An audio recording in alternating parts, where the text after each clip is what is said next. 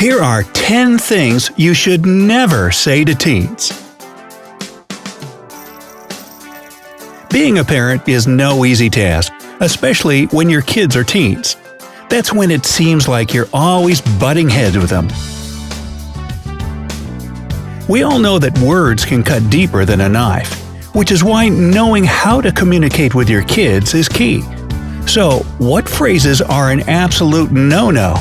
Keep watching to find out. But before we start, don't forget to subscribe to our channel and turn on notifications so you won't miss any of our new videos. Counting down from number 10. You're okay. If your teen is upset about something, whether it's a crush that won't notice them or a fight with their best friend, you shouldn't just tell them that they're okay. According to Dr. Jen Mann, a psychotherapist and author of the A to Z Guide to Raising Happy, Confident Kids, this type of response from you will only make things worse. Sure, their little teenage problems may seem trivial to you as an adult with bills and responsibilities, but remember yourself at this age. Your kid really isn't okay. They need your help to get through these negative emotions. So be their shoulder to cry on, listen to them, and acknowledge their feelings. This way, they won't be afraid to come to you if something bad happens. They'll know that you'll always give them the support they need.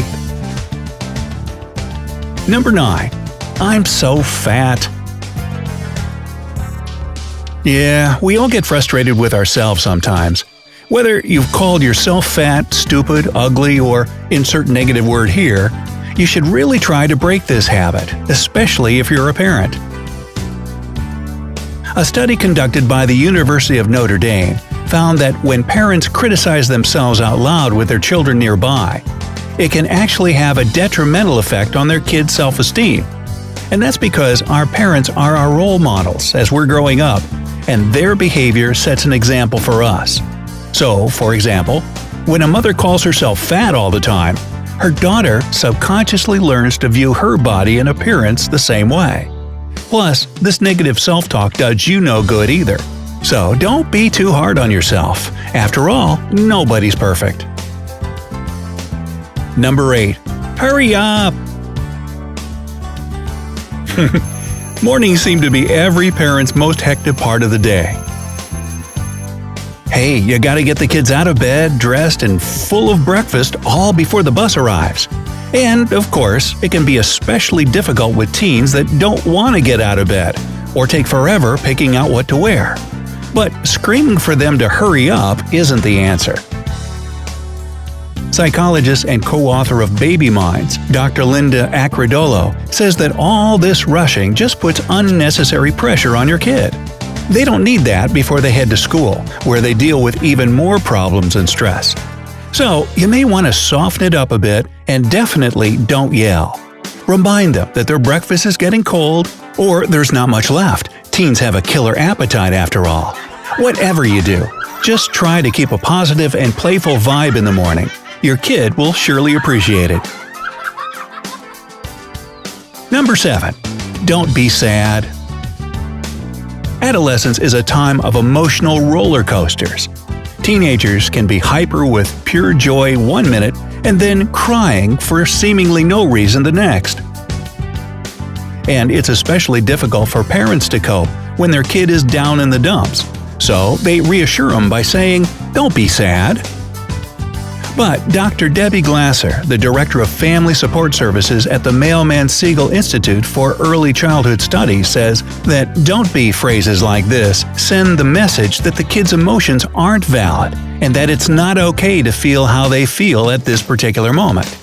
If your teen is sad or crying, sit them down and try to help them work through their feelings. That is, if they're comfortable opening up. They'll feel better getting their worries off their chest, and this heart-to-heart will only strengthen your bond. Number 6. Let me do it. Well, it's only natural for every parent to want to help their kid if he or she is seriously struggling with something. But offering direct help, especially doing something yourself instead of letting them figure it out on their own, can set them up for failure in the future. Dr. Myrna Schur, Professor Emeritus at the Department of Psychology at Drexel University and author of Raising a Thinking Child, explains that if you tend to jump in too soon, you may undermine your child's independence. They'll develop a habit of always looking to others for answers, and nobody wants that for their kids. So, if you want your child to grow up to be self-sufficient, don't be so hands-on. You can, however, guide them through a problem and help them find the right solutions themselves. This way, your child will grow up knowing that everything is in their own hands, instead of naively waiting for somebody else to come and make all their problems disappear. Number 5. You're so incredible. Psychological Science published a really interesting study on something called inflated praise and its effect on children with low self-esteem. For example, "You're good at this" is considered simple praise, while "You're incredibly good at this" is inflated. In one of the study's experiments, 240 children drew a famous Van Gogh painting. A professional painter then gave them a note with inflated, simple, or no praise at all written on it. After receiving the note, the children were asked to choose another painting to copy, either an easy one or a difficult one. The children with low self-esteem who had received inflated praise usually went for the easy pictures, while the children with high self-esteem who had received inflated praise typically chose the difficult ones.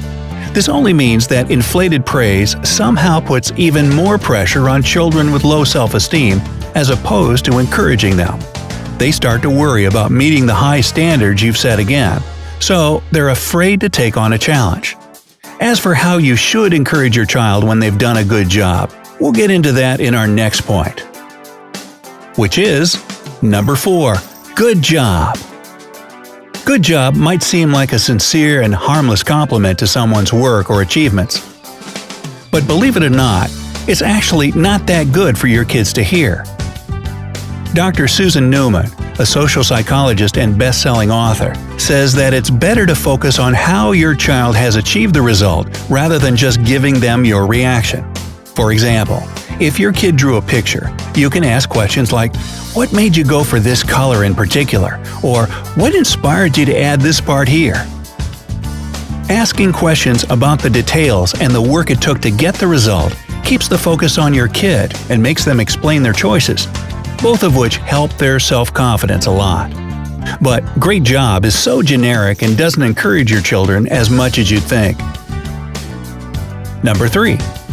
You need to set a good example for your little brother or sister. I remember that one. If you have a teen and they've got a younger sibling, things can get especially stressful in the house. Of course, every adolescent has an extremely short fuse, and their little brother or sister can definitely set it off. But parents also like to criticize their teens for their mistake with the classic, "You need to set a good example for the little one." Dr. Catherine Kersey, a professor of early childhood education at Old Dominion University, says it's better to use phrases like, "Your brother or sister looks up to you," or "You're such a role model for your little brother and sister." This way, you don't put an invisible burden of being perfect on your teen's shoulders.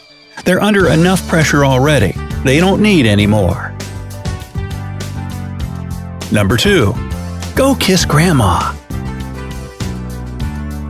Yes, from a very early age, most of us are forced to hug or kiss our relatives, even if we don't really want to. And it's not because we don't love our family, it's just that some of us aren't so comfortable with hugging and kissing people as others might be.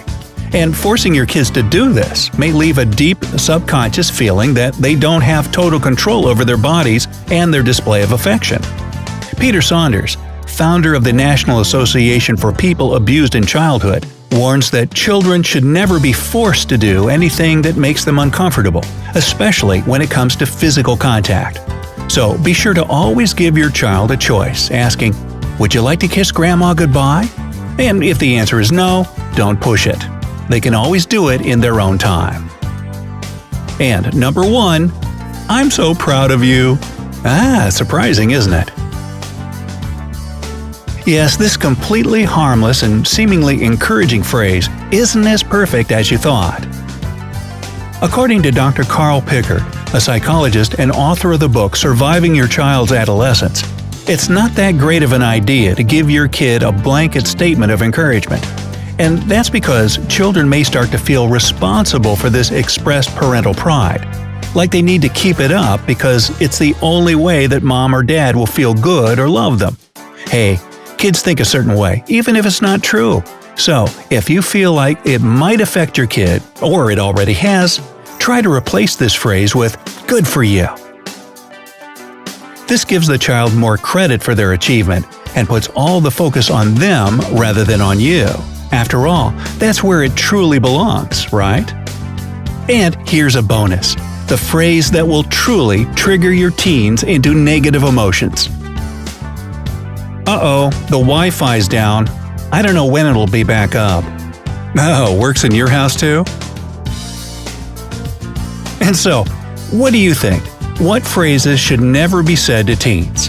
Tell us in the comments down here below, right there. And don't forget to click subscribe to stay on the bright side of life.